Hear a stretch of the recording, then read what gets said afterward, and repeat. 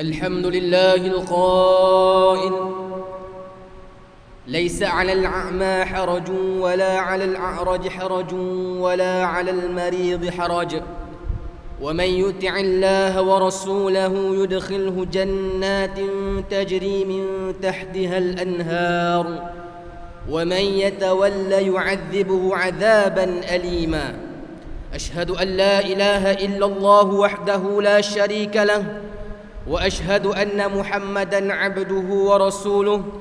اللهم صل وسلم على سيدنا محمد وعلى آله وأصحابه أجمعين. أما بعد، فيا عباد الله اتقوا الله، أوصيكم وإياي بتقوى الله فقد فاز المتقون.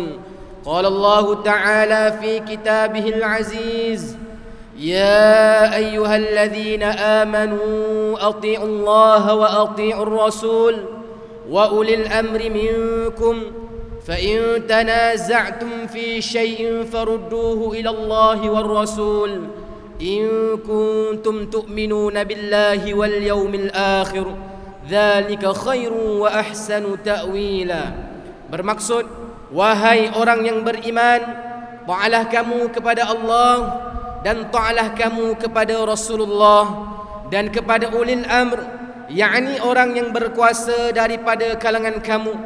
Kemudian jika kamu berbantah-bantah, yakni berselisihan di dalam sesuatu perkara, maka hendaklah kamu mengembalikannya kepada kitabullah, yakni Al-Quran dan As-Sunnah Rasulnya.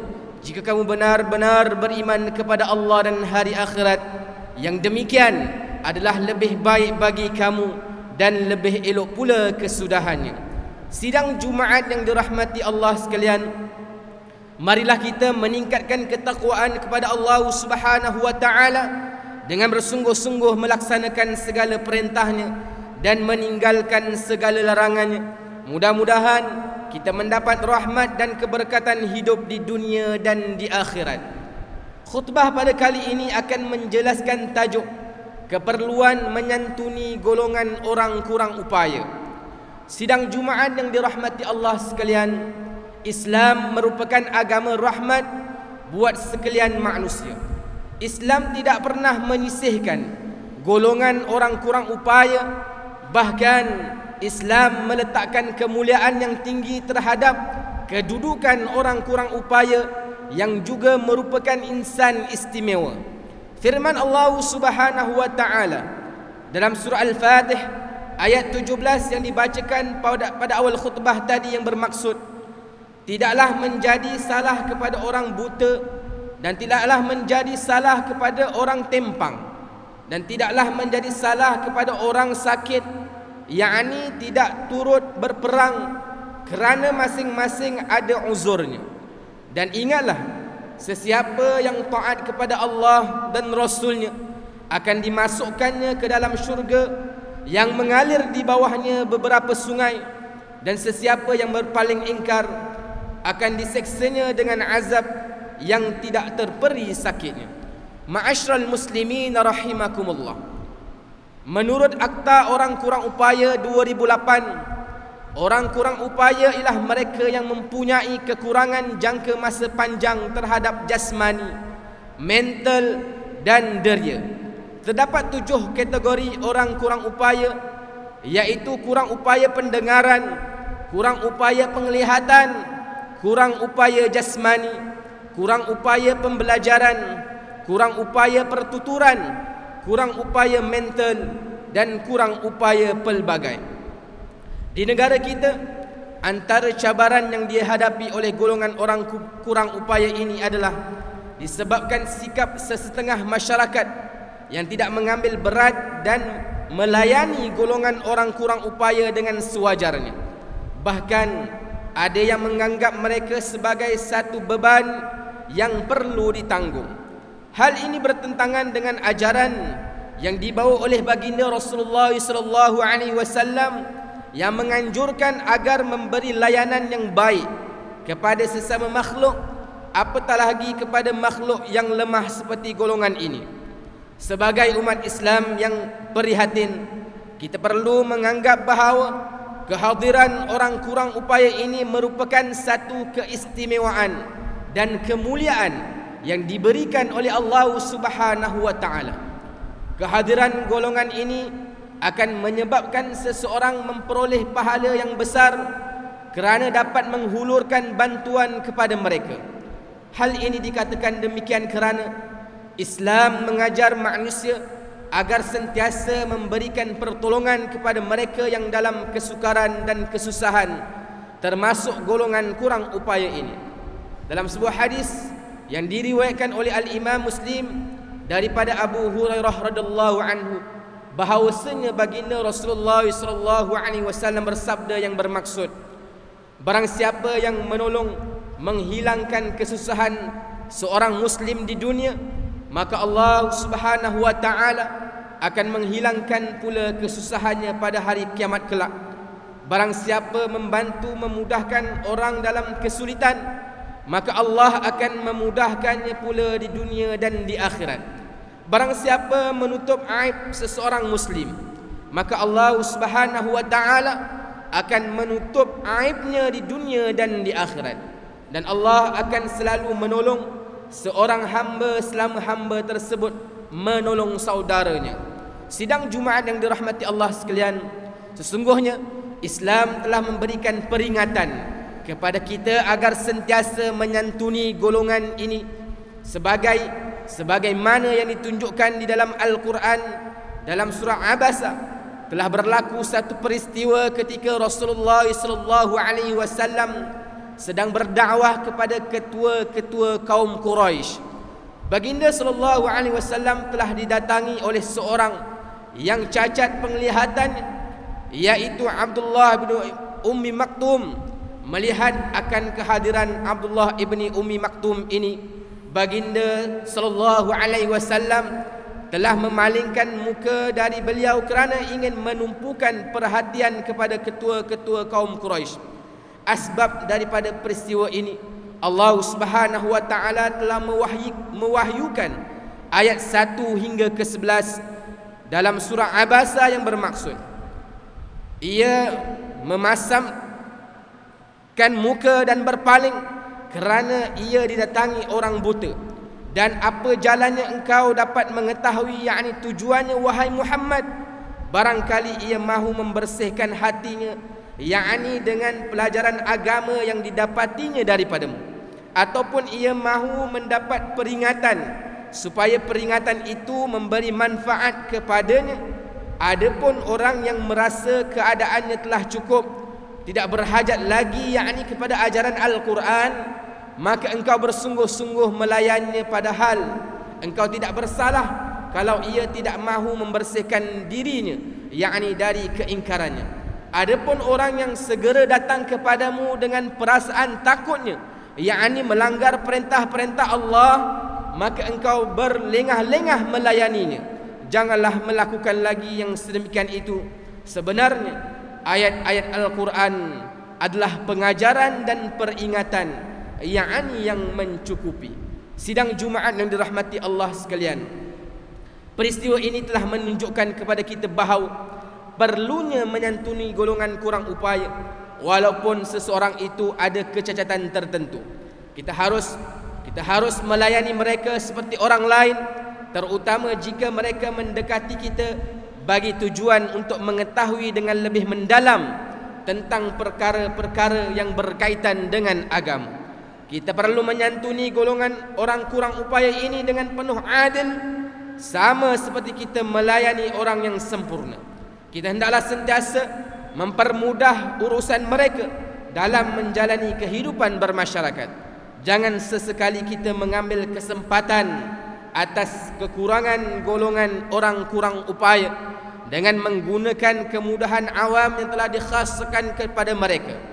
Kekurangan yang mereka miliki bukanlah untuk kita melayani mereka secara sambil lewat. Mereka berhak hidup sebagaimana manusia biasa dan mempunyai hak sebagai hamba Allah di muka bumi ini. Sidang Jumaat yang dirahmati Allah sekalian, justru bagi mengakhiri khutbah pada kali ini, mimbar ingin menyuruh Jumaah sekalian agar sentiasa bertanggungjawab dan membantu golongan kurang upaya ini. Kita perlu mengamalkan sikap keprihatinan terhadap mereka agar kebajikan serta hak-hak mereka sentiasa terpelihara. Marilah kita bersama-sama menggunakan kelebihan yang kita miliki untuk membantu golongan ini sebagai tanda bersyukur kita kepada Allah Subhanahu wa taala. Janganlah kita menggunakan kelebihan kita untuk menutup mata hati kita terhadap keperluan-keperluan mereka dan menafikan hak-hak mereka. Semoga Allah Subhanahu wa taala menggolongkan kita ke dalam golongan hamba-Nya yang sentiasa berbuat kebaikan serta dapat memberikan manfaat buat manusia yang lain.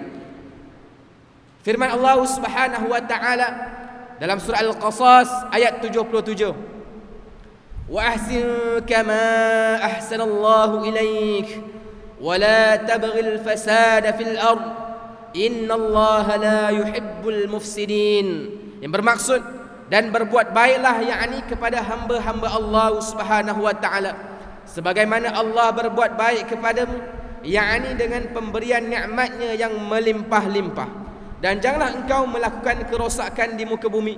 Sesungguhnya Allah Subhanahu wa taala tidak suka kepada orang yang berbuat kerosakan. Barakallahu li wa lakum bil Qur'anil azim wa nafa'ani wa iyyakum bima fihi minal ayati wadh-dhikril hakim wa taqabbala minni wa minkum tilawatahu innahu huwas sami'ul alim. Aqulu qawli hadha wa astaghfirullahal azim li wa lakum ولسائر المسلمين والمسلمات والمؤمنين والمؤمنات فاستغفروه فيا فوز المستغفرين ويا نجاة التائبين.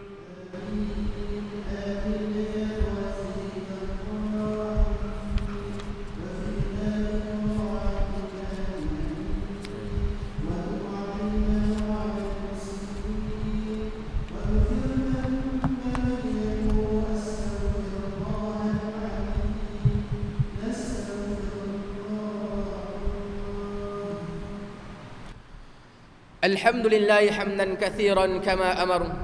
أشهد أن لا إله إلا الله وحده لا شريك له إقرارا بربوبيته وإغراما لمن جهد به وكفر. وأشهد أن سيدنا محمدا سيد البشر صلى الله وسلم على سيدنا محمد وعلى آله وصحبه ما اتصلت عين بنظر وأذن بخبر. أما بعد فيا عباد الله اتقوا الله فيما أمر وانتهوا عما نهاكم عنه وزجر. Wahai hamba Allah, ingatlah bahawa dunia ini adalah tempat tumpangan untuk sementara. Akhirat jualah sebenar-benar tempat yang kekal untuk selama-lamanya. Oleh itu marilah kita bertakwa kepada Allah Subhanahu wa taala untuk mendapatkan kebahagiaan serta menyelamatkan diri daripada siksaan api neraka. Allah Subhanahu wa taala berfirman dalam surah Al-Ahzab ayat ke-56, innallaha wa malaikatahu yusalluna 'alan nabi ya ayyuhalladzina amanu sallu 'alaihi wa sallimu taslima. Bermaksud, sesungguhnya Allah Subhanahu wa taala dan malaikatnya berselawat, memberi segala penghormatan dan kebaikan kepada Nabi Muhammad sallallahu alaihi wasallam. Wahai orang yang beriman, berselawatlah kamu kepadanya serta ucapkanlah salam sejahtera dengan penghormatan yang sepenuhnya. Allahumma salli wa sallim ala sayyidina Muhammad wa ala ali sayyidina wa maulana Muhammad. Marilah kita bermohon kepada Allah Subhanahu wa taala, semoga Allah Subhanahu wa taala meridai khalifah Rasulullah sallallahu alaihi wasallam, yaitu Sayyidina Abu Bakr As-Siddiq radhiyallahu an, Sayyidina Umar bin Al-Khattab radhiyallahu an, Sayyidina Uthman bin Affan radhiyallahu an, dan Sayyidina Ali bin Abi Talib radhiyallahu an, dan sahabat-sahabat baginda yang sama-sama berjuang menegakkan agama Allah yang maha suci ini radhiyallahu anhum. Seterusnya kepada bapa saudara junjungan kita Sayyiduna Hamzah dan Sayyiduna Abbas radhiyallahu anhuma, cucunda baginda Sayyiduna Hasan dan Sayyiduna Husain radhiyallahu anhuma, putri-putri baginda Sayyidatuna Fatimah Az-Zahra dan lain-lainnya radhiyallahu anhunna, isteri-isteri baginda Sayyidatuna Khadijah, Sayyidatuna Aisyah dan lain-lainnya radhiyallahu anhunna, kepada sekalian keluarga, sahabat-sahabat, pengikut-pengikut sahabat radhiyallahu anhum, dan yang menuruti mereka itu dari semasa ke semasa hingga ke hari kiamat. Allahumma ighfir lil muslimina wal muslimat wal mu'minina wal mu'minat al ahya'i minhum wal amwat. Ya Allah, ampunkanlah sekalian kaum muslimin dan muslimat, mukminin dan mukminat, sama ada yang masih hidup ataupun yang telah meninggal dunia. Ya Allah, peliharakanlah akidah kami yang berlandaskan akidah ahli sunnah wal jamaah, aliran al-asy'ariyah dan al-maturidiyah. Ya Allah, pelihara, lindungi, jauhi dan selamatkanlah apalah kiranya diri kami ini, zuriat keturunan kami, keluarga kami dan umat Islam keseluruhannya daripada apa jua balak dan bencana, wabak dan penyakit, segala mara bahaya, kesusahan dan keburukan.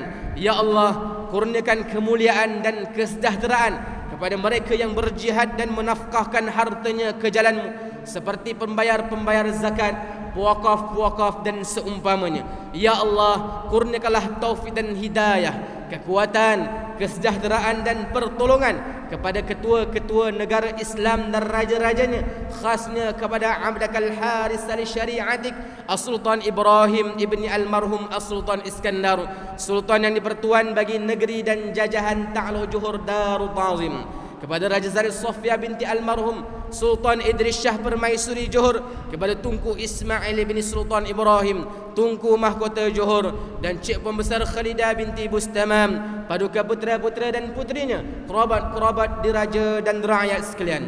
Allahumma a'izzal Islam wal muslimin واخذل الكفرة ومبتدع السيئة والمشركين وكل من هو عدو للدين.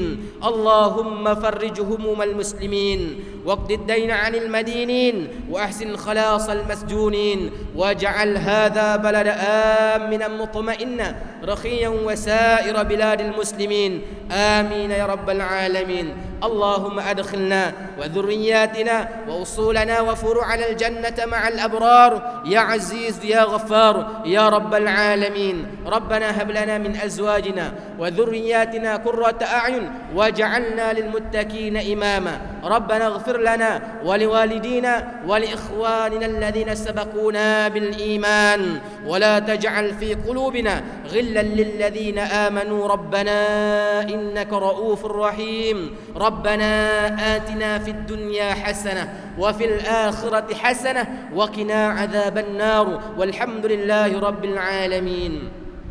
عباد الله، إن الله يأمر بالعدل والإحسان وإيتاء ذي القربى وينهى عن الفحشاء والمنكر والبغي يعظكم لعلكم تذكرون. فاذكروا الله العظيم يذكركم واشكروه على نعمه يزدكم ولذكر الله أكبر والله يعلم ما تصنعون.